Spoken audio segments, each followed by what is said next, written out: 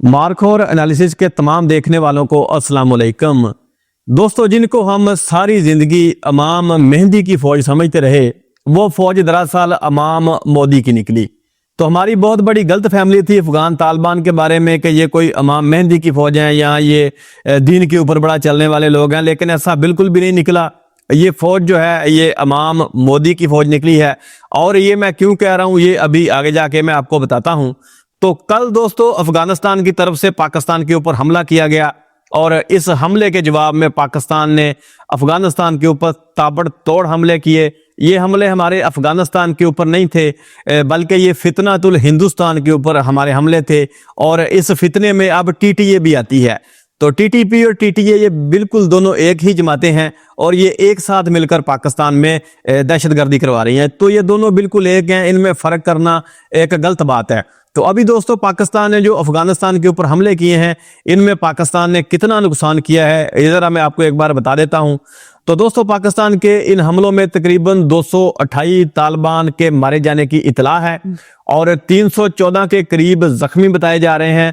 74 इनकी जो पोस्टें हैं वो पाकिस्तान ने तबाह कर दी हैं और इसके अलावा 18 के करीब इनकी जो पोस्ट हैं उनको पाकिस्तान ने कैप्चर भी कर लिया है। इसके अलावा तकरीबन 80 के करीब इनके जो टैंक्स हैं उनमें बख्तरबंद गाड़ियां भी होंगी, वो भी पाकिस्तान की तरफ से तबाह की गई हैं। इसके अलावा दोस्तों कल रात पाकिस्तान की एयरफोर्स ने भी बहुत सारे इनके इलाकों के ऊपर स्ट्राइक की, जिनमें काबुल में इनके हेडक्वार्टर थे और इनका कमांड सेंटर भी काबुल में तबाह किया गया। इसके अलावा कंधार में भी इनका कमांड सेंटर और हेडक्वार्टर के ऊपर हमले किए गए। नंगरहार में भी इनके हेडक्वार्टर्स को निशाना बनाया गया।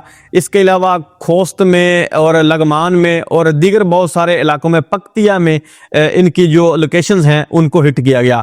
तो बॉर्डर सारी रात पाकिस्तान का गर्म रहा और पाकिस्तान ने अफगानिस्तान के अंदर तक स्ट्राइक्स की। यकीनी तौर पर इनमें पाकिस्तान ने ड्रोन्स और दीगर वेपन को शामिल किया होगा। तो दोस्तों जो मैं आपको बता रहा था कि ये जो तालिबान है ये इमाम मेहदी की नहीं बल्कि इमाम मोदी की फौज है। तो इसके पीछे एक बहुत बड़ी बात है। अभी आपको पता होगा कि जब एक पिछला इन्होंने हमला किया था तो इनका जो एक वजीर था वो इंडिया में बैठा हुआ था। तो जब वो इंडिया में बैठा हुआ था तो इन्होंने उस वक्त फिर पाकिस्तान के ऊपर हमला कर दिया था। अब जबकि नरेंद्र मोदी इसराइल में बैठा हुआ है और वहाँ पर उसने अफगानिस्तान का जिक्र भी किया है कि इनको मदद करनी है हमने, तो उसी वक्त अब दूसरा जो हमला है इनकी जानब से पाकिस्तान के ऊपर किया गया है। तो ये सारे जो कनेक्शन हैं अफगान तालिबान के, टीटीपी के, टीटीए के, ये जो बलोच सारी तंजीमें हैं, इन सब के जो कनेक्शन हैं वो इंडिया और इसराइल से बिल्कुल डायरेक्ट मिलते हैं और इनको तमाम जो सपोर्ट है ये वहीं से हासिल हो रही है।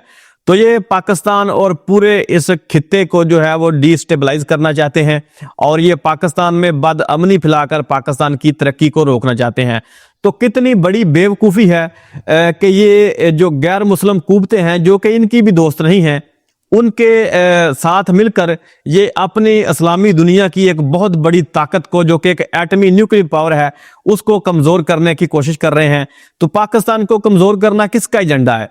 जाहिर बात है पाकिस्तान को कमज़ोर करना एजेंडा है इंडिया का, पाकिस्तान को कमज़ोर करना एजेंडा है इसराइल का, और जितनी भी इस्लाम दुश्मन ताकतें हैं उन सब का एजेंडा पाकिस्तान को कमज़ोर करना है। और ये एक ऐसा वक्त है कि जब अमेरिका के ईरान के ऊपर हमले का भी खतरा है। तो ऐसे वक्त में पाकिस्तान के ऊपर हमला करना और माह रमज़ान में पाकिस्तान के ऊपर हमला करना, ये कौन सी बात की तरफ इशारा करता है? तो बहुत सारी चीज़ें हैं, अगर आप इनको मिलाकर देखेंगे तो आपको ये पजल जो है ये समझ आ जाएगी। तो ये जो बार बार मैं आपको कह रहा हूं कि ये बिल्कुल एक हैं, टीटीए, टीटीपी, इमाम मोदी की फौज, ये सारी एक है। तो इसके पीछे भी ये सारी ताकतें इस वक्त मौजूद हैं।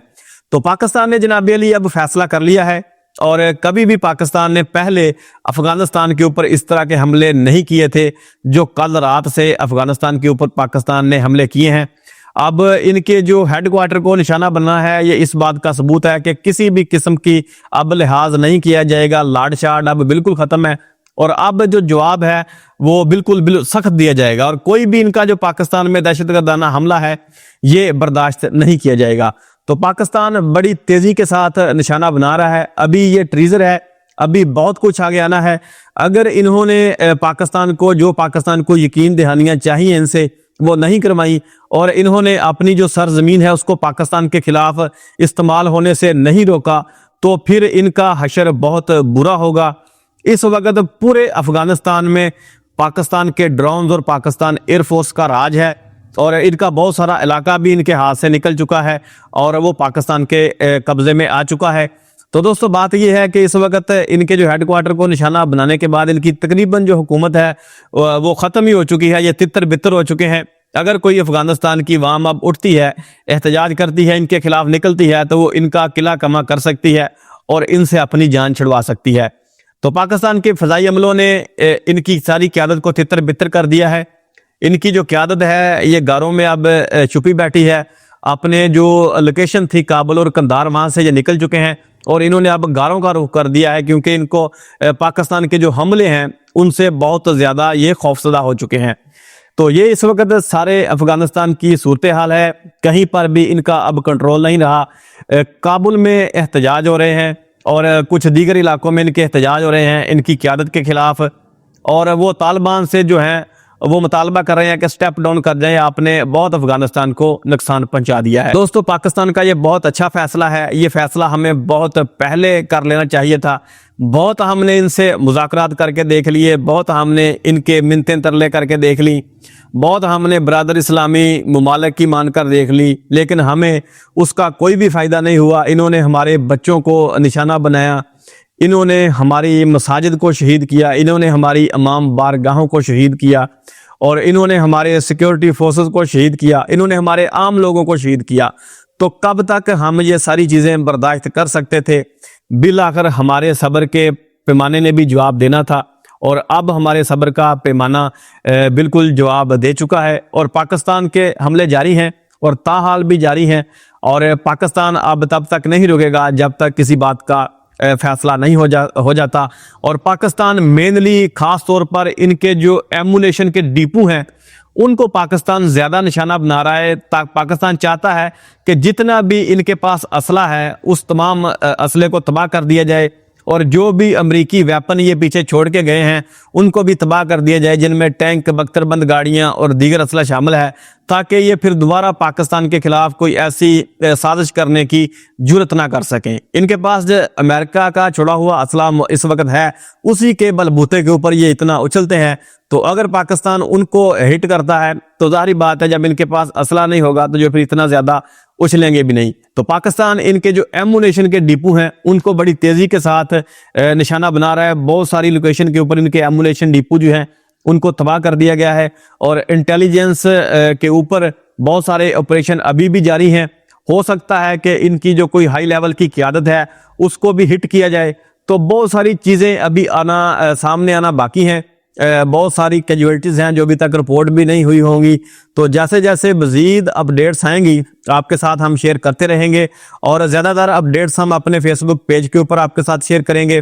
تو اگر آپ نے اس کو لائک نہیں کیا تو اس کو جا کے آپ لائک کر لیں, اس کا لنک میں آپ کو ڈسکرپشن میں دے دوں گا. تو اس کے علاوہ دوستو جب یہ میں ویڈیو بنا رہا ہوں تو ابھی یہ بھی خبر آ رہی ہے کہ تقریباً 4 بجے کے قریب ڈی جی ISPR صاحب کی پریس کانفرنس بھی ہوگی. تو اس میں یہ تمام جو چیزیں ہیں اب سامنے آئیں گی. افواج پاکستان بتائے گی کہ کن کن لوکیشنز کو ہٹ کیا گیا ہے اور ابھی تک کی کیا صورتحال ہے. تو اس کا بھی ہم دیکھیں گے کہ اس میں کیا چیزیں سامنے آتی ہیں.